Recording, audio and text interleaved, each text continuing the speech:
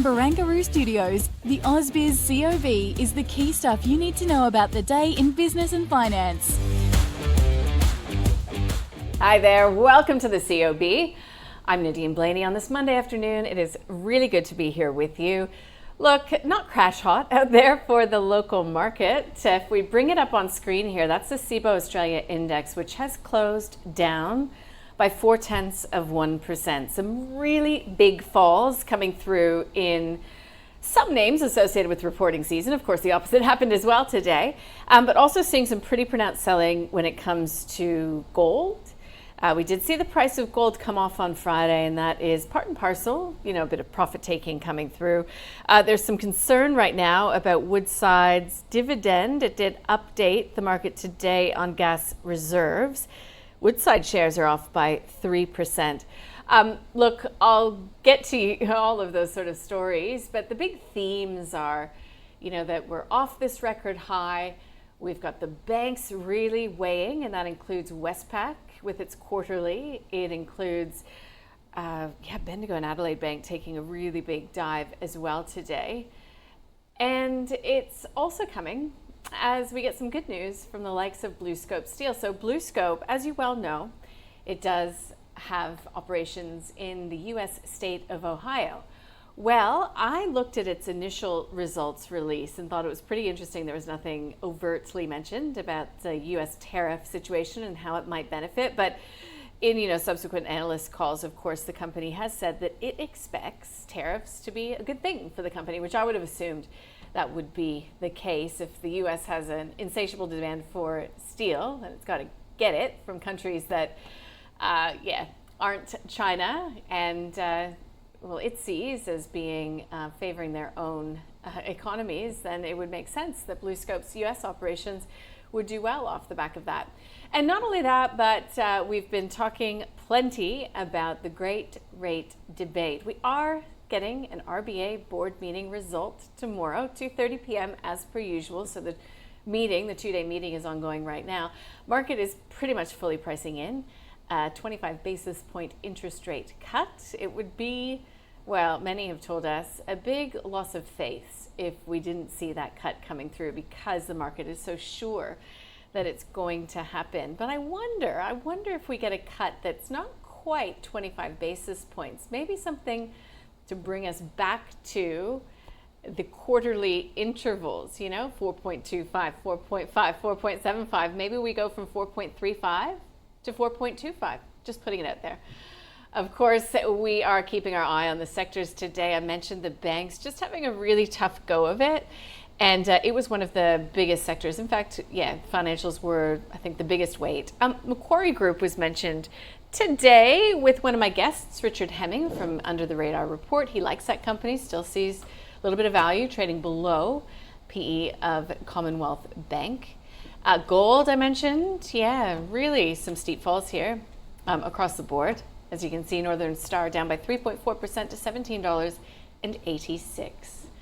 Energy, I mentioned energy, one of the worst performing sectors. Woodside down by 3% to $23.86. But before we get too depressed, REITs. So I guess with this potential change coming through in the interest rate environment, it was one of the outperforming sectors. Mirvac there, up by 5% to $2.21. All right, so I mentioned Bluescope. It says that Trump's tariffs will be a boon to the company, but also it reported today in its half-yearly earnings beat the street. So shares are up by 13.5%. It's amazing to me just how much, we're seeing companies either being punished or rewarded based on their results. I mean, Westpac, a 4% fall is pretty punchy for one of the country's top 4 banks. And then you get to regional Bendigo and Adelaide Bank, and it's tanked on that first half result. Westpac, by the way, saw its margin contract. Audinate, so there's a company that was a market darling, fell out of favor. Well, it hit a 4-month high on its outlook. It was the stock of the day. I won't go too far into that. A2 Milk shares also hit a 6-month high after the first dividend and outlook hike. In the smaller end of town, you saw it up on screen just then, Fiducian hit a record high on pretty upbeat half-yearly results. And we spoke with the CEO, Indy Singh, just a short time ago. That interview is up online if you'd like to have a listen. It's a pretty interesting company. Wants to take on the likes of Hub24 and Net Wealth with its own platform. Shares at $9.95 perpetual. Got a sweetened offer from KKR for its wealth and trust units. And Star Entertainment got a potential lifeline as Oaktree has offered a refinancing, a $413 million debt financing offer coming from Oaktree. Findi, it's gained on its ATM agreement with the State Bank of India. So again, I know that Findi's in the small end of town, only $5.06. But that's an 11% rise. So yeah, interesting. And that brings me so nicely to my guest of the day, Henry Jennings from Marcus Today. Welcome to the COB, Henry. And if folks listening or watching don't know, you write a guest column for us once a week. And I do. Pretty punchy today, talking about these really severe share price reactions. Why? Hi, Nadine. Thanks very much for having me on. Well, I guess, when you see stocks like Bendigo and Adelaide moving to the extent that they are, it's quite scary. I mean, these are not, they're smaller banks and they're smaller companies than blue chip, but certainly, they're relative household names. And you would imagine, you would like to think that they're pretty well analysed. The analysts should have, pretty good spreadsheets and a decent handle on where things are. So to come out with sort of the net interest margin falling and the reaction today, I think it's quite extraordinary, I must admit. So, and we're seeing this even Westpac, that is a very, very large company, one of the largest companies in the ASX 200, and a massive following of analysts. And yet here we are, down 4 or 5% on the day. So either the trading bots are just shooting first and analysing later, which is quite conceivable, and we've seen that before. It may be that something like Ordinate today, which had some pretty good results, or at least better than expected, and there's a big short position there as well. We did see the trading bots just go diving straight in, inflicting as much pain as they possibly could. But certainly, you'd like to think the analysts are doing a better job of trying to pick the winners and losers in this reporting season, but it doesn't appear so with the volatility that we've had. It's quite extraordinary. Yeah, okay. Well, we'll have to sort of try to get to the bottom of it, right? But do you think that Audinate's result fundamentally deserved to see the type of upswing, that we saw today? I mean, granted, this is a company that has been battered and bruised because of inventory problems mostly. But, do you think it warranted the kind of share price reaction that we got? I think it was a positive outlook statement. It was obviously positive in terms of the margins for Dante, and we've seen that continuing to be sort of an industry leader. So I think it was it was a pretty good result. But whether it warranted the massive run, I don't know what it's going to close at, but it's going to be a pretty big rise there. What is it, 27, 28%? When it closes in a minute or so. So it's quite extraordinary. I guess, to some extent there is a big short position there. And we saw it the other day in Domino's as well, a massive run on the back of the closure of stores across their network, especially in Japan, which has been a problem for them for some time. And Domino's, again, another company short to the gunnels. So, there is a bit of pain being inflicted on these shorters, but what I've always found is that they do tend to come back, and we've seen it with Domino's as well. Once the initial knee-jerk higher comes through, there may be some broker upgrades, there may be a little bit of optimism, but at some stage those shorters will come back and target the company again. But a pretty meteoric rise today, I have to say, for Ordinate, and maybe the worst is behind them. Yeah. Okay. Well, it's the broker moves as well that sometimes dictate share prices. I mean, yes, we've got this expectation for an interest rate cut coming through tomorrow. Maybe I'll just pause. Do you agree, disagree? You'd be surprised not to see one, correct? Well, that's funny, though, when you say it's the broker moves that move the market. I mean, the broker moves are the ones that have missed the market, haven't they? The research guys have missed these kind of moves. Although my point was hindsight's a wonderful thing, isn't it? I mean, Mirvac Group was upgraded and its share price is up by 5% today. Yeah, I mean, we know it moves markets, but realistically, we got to take a lot of the broker moves sometimes with a bit of a pinch of salt. Some of them are just plainly ridiculous. There was one last week where they doubled the share price of of something, and it was already above where they doubled it to. So they were well and truly behind the eight ball. As far as the RBA goes, that tomorrow, I am firmly in the camp that they will cut. I saw David Bassanese today talk about a 35 basis point cut to 4. So I guess this is going along your lines, Nadine, in terms of getting it to a kind of a round number, a nice round number, maybe 4.25 or 4% as opposed to 4.35%. So I am thinking that they will cut 25 basis points, but it will be what they say is a hawkish cut in terms of it will be quite a cautious outlook. But you can't argue really with the fact that CPI is coming back within their target range. The economy is slowing down. We do have an election coming, so it's going to slow down even more as people wait and see what happens. So I know it gets political this side of an election as well. So there are screaming people for that. But bear in mind as well, this is the first RBA meeting where we've had the new system in place for Michelle Bullock in terms of that monetary policy setting committee as opposed to just the board. So it'll be interesting to see what the comments are. I think they will cut, but I think it will be probably on pause, on hold for some time to come after. Back to stocks, why not? Tomorrow, ARB, BHP, Challenger, Dexis, Hub24, MinRes, Reliance Worldwide, Seek, and that's just a few of them. I mean, busy times. Got your work cut out for you. What are you really looking for in any of those reports tomorrow? Well, I think one of the interesting ones will be Seek, obviously, in terms of where the jobs are. The likes of, a lot of the resource stocks tend to be non-surprise, mainly because their production reports and the quarterly reports have already been out, so analysts can extrapolate there and work out what's likely to happen. It then comes down to capital management and the outlook statement, so obviously BHP falls into that basket. But I think Seek will be an interesting one just to see the sort of the underlying state of the economy. Same, I guess, to some extent with Reliance Worldwide as well. That one will also give us a little bit of an insight perhaps into the US economy as well. So, it's going to be a big week. Super Thursday this week, they're going to drop big time. Yeah. So it's going to be a very busy week for analysts.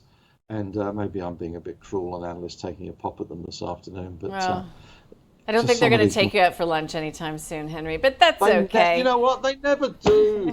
They never do anyway. I know.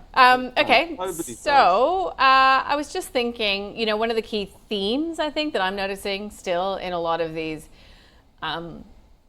statements is on costs, not just costs rising, but cost control. Is that something that you're looking for as an investor? Yeah, I think certainly that the market is rewarding those companies that are doing okay on the cost control side of things. It's obviously one of the big levers they can pull. You look at something like Bluescope, which clearly is putting the clamps on the costs, which is really good. And the CEO did talk about a 20% uplift in US steel prices post Trump, so that's obviously good for them as well, and that's part of the reasons why they're up 13% today. So that one's done really well. But yeah, I think when you look at it, there is a big focus on cost. There is a big focus on margins. And obviously, the real key, even to ho-hum kind of results, is their outlook and the guidance that they give. That really is the one that is the game changer, if you like. And if you've got a company that comes out and is positive and provides a positive guidance for the future, maybe it doesn't talk about, it's a second half story, because that's a bit, investors are a bit skeptical about that one. But just generally positive, that does tend to move the market. And as we know, once it moves in a certain direction, momentum does tend to carry it for the next quarter. So they do tend to outperform as analysts do upgrade, and the investors do follow those analysts into those stocks. So if you perform well and you've got good guidance, you should see quarterly performance outperforming the index, certainly, or its sector. All right, Henry, thanks for checking in on this Monday afternoon. Always nice to see you. Okay. Nice to see you too. See ya. And let's get across the stock of the day. More analysis, just what you come to us for. Kai Chen from MPC Markets, David Lane from Ord Minnett weighed in on Audinate.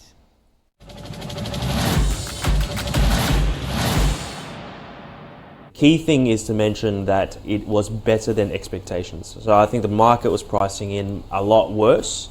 And I think, based on the results that was reported in the first half, it wasn't as bad as what everyone was expecting, and that's why you're seeing a 28% bounce on the open. I think it is one of those stocks that has probably been disliked by the market for some time, and as you said, Nadine, the share price is down significantly over the last couple of years. But I think from this point of view, or from this point, it's probably a reasonable time to look at adding them to the portfolio. So I'd probably be looking at a bit of a soft buy and accumulate, if you like, thinking that the longer term strategy, and even from management perspective, they spoke about financial year 26 as being a positive.